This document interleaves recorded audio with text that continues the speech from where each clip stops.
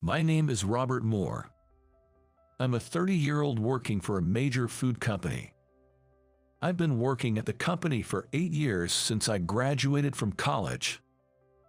I work in the planning and sales department, but I'm just an average employee, not particularly outstanding, nor particularly lacking. Currently, I'm stationed at the company's headquarters, hoping to avoid a demotion and keep working as it is. I have a wife who I met during my college days, a classmate of mine. Her name is Grace. We got to know each other better because we were in the same economics seminar at the same university, and we got married right after graduating college. Grace didn't get a job after graduating because we got married, and she became a full-time housewife. We had expected to have a child right away after getting married, but there was no sign of it happening, even after several years. We both wanted a child quickly, but since we were still in our 20s, we hadn't seriously considered any fertility treatments. Grace has always been a good student, always more committed to her studies than me, and I secretly admired her for that. Unable to have a child after getting married, Grace seemed to have started studying for a professional certification. Perhaps she had time on her hands because she was a full-time housewife at home without children. And recently, Grace told me she had passed the Certified Public Tax Accountant exam. Robert, I've passed the CPDA exam. Well done, Grace, I'm proud of you. I congratulated Grace with a smile, but there was a possibility that my face may have been a bit tight. I'm just an ordinary white-collar worker without any position. Grace is a certified professional with a promising future. And with her planning to work as a CPDA, I began to worry about what would happen with our plans for a child. If Grace were to make good use of her qualification, earn more than me, excel socially, and have and raise a child, where would I stand? I felt anxious, thinking that I might not be needed anymore. As Grace was filled with enthusiasm after acquiring her certification, my feelings began to darken day by day. And our relationship with Grace became increasingly strained. Grace seemed not to understand why I was becoming distant. Robert, have you been feeling unwell recently? Grace often asked me with a puzzled look. But I couldn't bring myself to admit my feelings of inferiority to Grace, and I just resented my pathetic self. I began to come home late and spent more days drinking with my colleagues after work. Conversations with Grace at home became less frequent. I still loved Grace, but my petty male pride was undoubtedly straining our relationship. Grace seemed to be considering working as a CPDA since she had acquired the certification. And I broached the topic of divorce with Grace. Our conversations had ceased, and our relationship had become uncomfortable, so Grace agreed to the divorce quite easily. Perhaps Grace also felt guilty about not being able to have a child, or so I thought. The day before I divorced Grace, I went to my favorite diner alone and cried in secret. As I traced back our days together, remembering Grace, whom I first met in college, I wasn't sure if getting a divorce was the right thing. Robert, let me do it for you. From our college days, Grace had always taken care of me with a cheerful smile.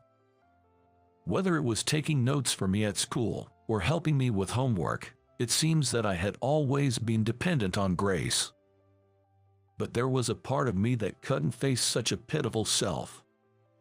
Grace probably didn't come to dislike me, but the flow of events was unstoppable.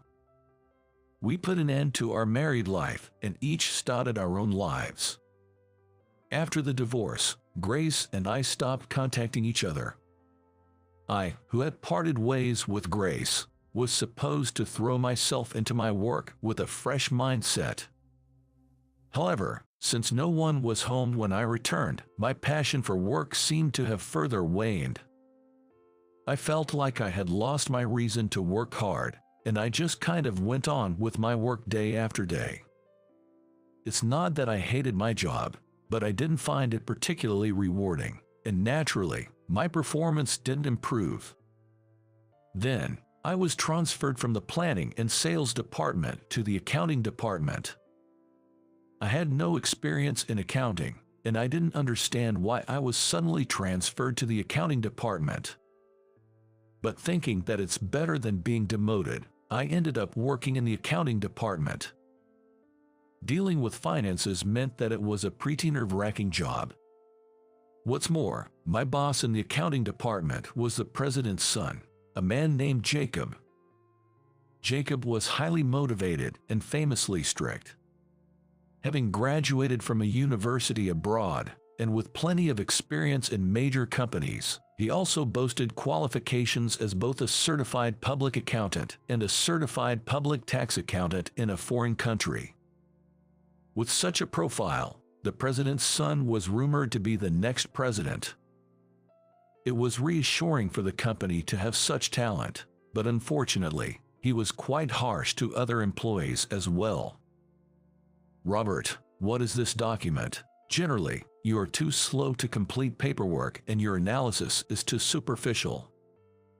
I'm sorry. I just transferred and it's been quite challenging." Don't make excuses every time. Excuses are cheap. Our company is set to grow rapidly and no one will listen to excuses. "I'm sorry. I'll be more careful in the future." If you have time to apologize, you should study more about accounting. How will you work in a company without understanding even basic accounting? "Yes, I'll study more about accounting." I was sweating bullets being chastised by Jacob. I seriously felt like I was in deep trouble. I realized that I didn't have time to complain about not understanding accounting. "All right, it's a matter of pride now. I'll master accounting through and through." I felt a fiery passion in my heart for the first time in a long while. Maybe I was influenced by Jacob's zeal, but his words seemed to guide me in understanding that I couldn't go on as I was. I went to a bookstore and bought books on accounting, but just reading the text didn't help me understand much. After doing some research, I felt that it might be best to attend an accounting school. I could make friends who are interested in accounting and exchange information. So, I quickly enrolled in a school that was relatively close to my home. Because of all the overtime Jacob had me doing during the week, I chose a school that offered weekend classes. "All right, I'll become a professional accountant here. I'll surprise Jacob." I opened the door to the accounting school with determination. Already, the room was filled with lots of students. Seeing this scene made me reminisce about my student days and my heart soared for the first time in a while. It made me nostalgically remember my youthful days. Looking back on my student days, my memories were filled with Grace. Come to think of it, Grace was always there by my side. Lost in my thoughts, I didn't notice that the class had started, and the school's tax consultant, the teacher, had come in. The moment I saw the teacher, I exclaimed in surprise. The tax consultant who was the teacher at this school was none other than Grace. Yes, Grace, my ex-wife. There was no mistake. She seems to have become younger and more lively. She must be finding fulfillment in her work as a tax consultant. Grace was passionately explaining accounting. Grace's explanation was very easy to understand, and even a beginner like me could grasp the structure and concept of accounting. The other students were also attentively listening to Grace's lesson, nodding their heads. As expected of Grace, she's doing a great job. I felt a sense of pride in Grace as if I were still her husband. Maybe she noticed my intense gaze, because Grace suddenly looked my way and our eyes met. Grace seemed surprised for a moment, but quickly regained her composure and concentrated on her lecture. After the lecture ended, I went outside the classroom. Then, Grace came running up to me to talk. "Robert, what on earth are you doing here? Grace seemed genuinely surprised and stared at me with wide eyes. I asked her if she had time to talk at a nearby cafe. When Grace silently nodded, we decided to go to the cafe together. Doing this brings back memories of my college days with Grace. When we arrived at a cafe near the school, Grace began firing questions at me. "I was really surprised to see you in class, Robert. Why were you attending the lecture, and why haven't you contacted me until now? What on earth have you been doing?" After the divorce, Grace worked as a tax accountant, and she told me she also taught at a business school on weekends. I thought to myself that it was just like Grace, diligent and hard-working.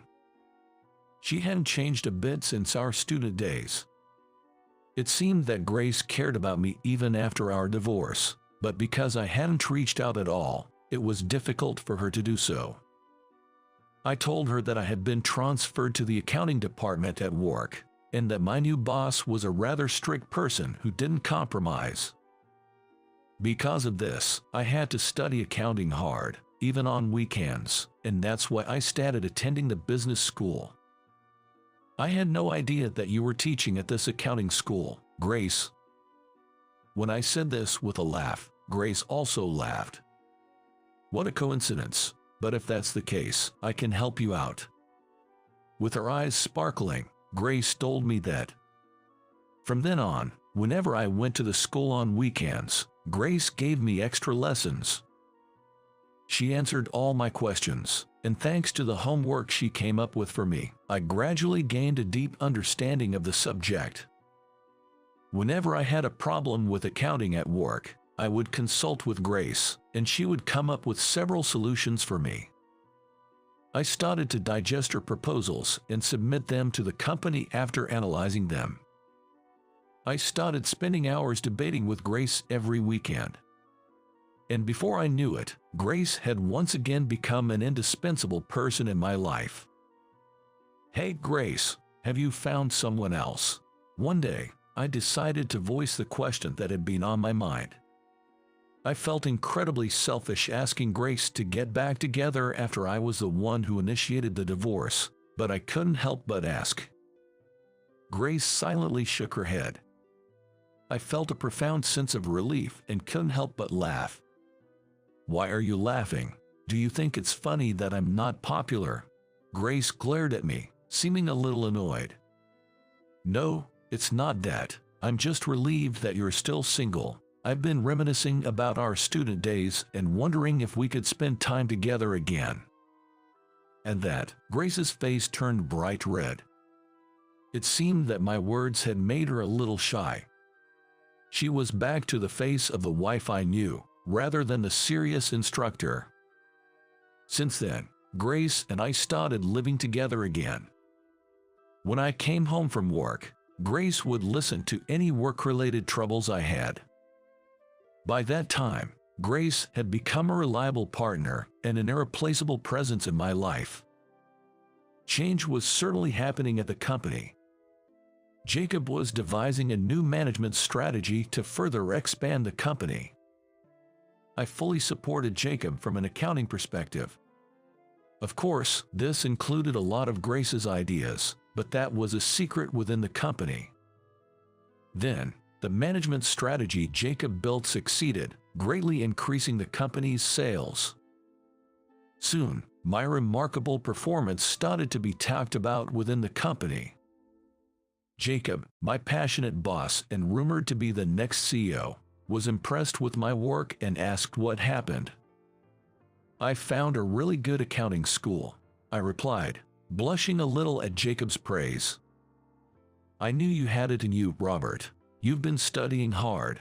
I want you to continue working hard in this company as my right-hand man." I was truly happy to hear this from Jacob, the highly respected and enthusiastic boss. To my surprise, I was promoted to a higher position. At that time, I remarried Grace. Although it was a marriage to the same woman, it might not be correct to call it a remarriage, but well, that's beside the point. I've been promoted, but I'm going to resign from the company. Jacob was very surprised by my words and tried to stop me. But I wanted to be with Grace. So, I studied hard to become a tax accountant, and, in fact, I managed to get my certification. Thanks to Grace, I had come to find accounting interesting. Moreover, Grace, as it happens, was joyfully pregnant. Now, I'm going to open a CPA firm as the principal accountant along with Grace. The most important person that I once let go due to my foolish pride, Grace. The second chance that I've been given, I vow not to waste it, and never to part from Grace again.